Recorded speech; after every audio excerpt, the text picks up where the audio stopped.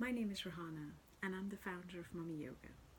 In today's video, we're going to talk about our breath, which is the foundation of practically everything that we do at Mummy Yoga. And I mean everything. So I thought we definitely need a video on the basic premise of breath. I'm going to start by asking you a question.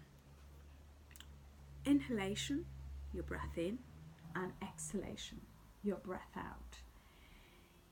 If you wish to breathe deeper, which part of this breath would you think that needs your intervention? Do you need to take a breath in deeper, so in order to breathe deep? Or do you need to do something with your exhalation? Or would some of you canny people say, well, actually, you need to work on both? So that's the point I'm going to address in today's video. Can we influence the quality of our breath, the depth of the amount of good stuff that we can take in, we can process? The lungs can extract all the oxygen that it needs from the air. Is there a particular way to breathe that allows for better breath? And within that, do we do something that will impact our long-term health? Those of you who know me and my work t-shirts would have seen me every now and then wear a t-shirt that says exhale.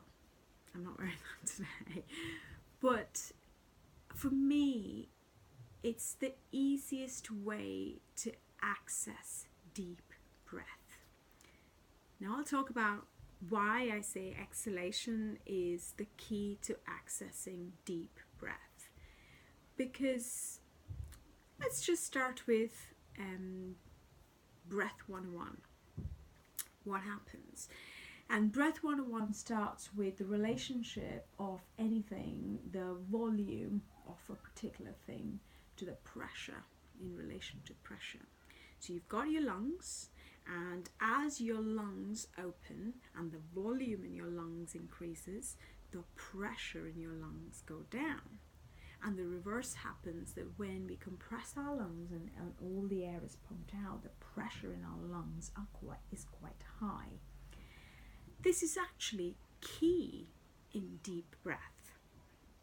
And it's also key in which aspect of your breath that you can control and modify and make it impactful. So when you breathe in, the lungs take in as much air as it can. The little cells in the lungs and all the gas exchange within the lungs will extract the oxygen that we need to keep ourselves alive, and then anything that we don't require is gently pushed out of the lungs as it compresses and out through the nose or the mouth, whichever way you want to release the breath. In order for the lungs to fill up, though, the lungs can only go as far as the amount of compression it received the time before.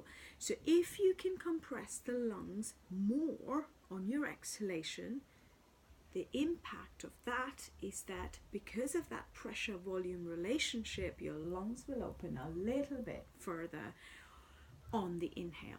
And now when the pressure is so low and when the lungs are opening up, the pressure outside means that the air just literally dumps in, because too much pressure outside, the air travels from an area of high pressure into low pressure. So that's what lungs opening is doing, is creating a low pressure environment for the air to come in.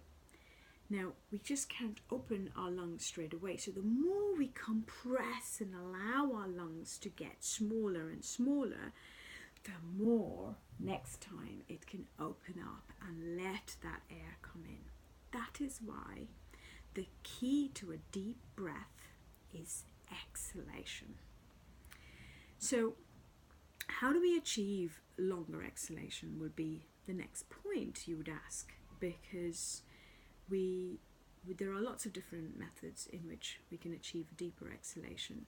But the one method that I go to time and time again for my own practice, for what we do in class and workshops, is the step increase in the length of the exhalation.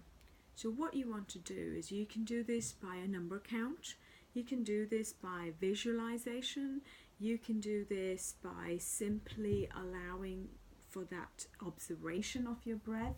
It doesn't matter what technique you use, and different people will tell you that one technique may or may not be better than the others. I am not a techniques person, I am a fundamental science person. So what I say to you is, if you find a technique that works for you to allow yourself to exhale longer and longer each progressive breath, your next inhalation will be deeper. So just practicing that level of progressive exhalation. And this is why the counting techniques work. So you change the ratio from inhalation to exhalation. You start with an equal ratio of whatever your breath is. If your breath is quite short, and I know what that is in the early stages of pregnancy, when your blood volume and your red blood cells haven't caught up, and just half a sentence can make you short of breath. Don't go to a breath count that's 6 and 7. Stay with a breath count that's 3 and 3. So start basic. If you've never done this practice, I highly recommend that you start with a breath practice of 3 and 3. So count 3, and you can count 3 Mississippi banana or just 3, whatever length you want, as long as there is equality between your inhalation count and your exhalation count. So you start off with that, a few breaths, and then after about 3 or 4 breaths, you change that ratio from 3 to the inhale and 4 to the exhale. A couple of breaths in, 3 to the inhale, 5 to the exhale. Couple of breaths in, 3 to the inhale, 6 to the exhale. So you have now doubled the time of exhalation. That's one way. Another way I practice a lot, and which is a really beautiful, poetic way. So if you're so inclined that you don't want to be in this very binary, numbery, analytically place when you're trying to meditate, and you like to be in a bit more fluid and poetic place, and I have a beautiful visualization that works really well. But you may use any visualization that you like, as long as it creates that length in the exhalation.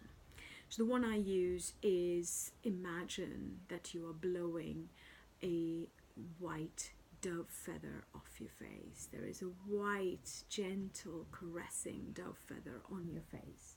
And now, with your lips pursed into a tiny circle, you're blowing that breath away. When you have nothing left to exhale, at that point you let go of any control and just let your lungs receive the air, and that's the key. So at the point of inhale, you don't try to suck the breath in, you don't try to pull the breath in, you just let go. So you've compressed the lungs as much as you can. Now let go. And then you watch and control and modulate your exhalation. So you blow, this is a really good one to use your mouth exhalation. You're imagining that you're blowing this white dove feather off your face. And I say it.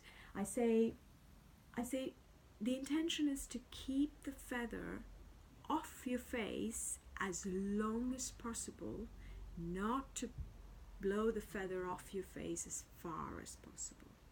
That's the key difference. You're not trying, it's not like blowing your birthday candles where one puff and it's all gone, but it's taking your time and letting the exhalation take its course and just completely letting that exhalation release, and then just let go. Watch the lungs fill up on their own, and the air just come in. Each progressive exhalation, as it gets longer and longer, your inhalation automatically gets deeper and deeper. And this is the basic of any breath modification practice. From this basis, we move on to the next and more complex complicated way in which our body responds to breath and how we can change the entire physiological environment within the breath. We'll talk a lot more about the different kinds of breath and what it really does within the body in subsequent videos. But thank you very much for watching this quick introduction to the breath. Thank you.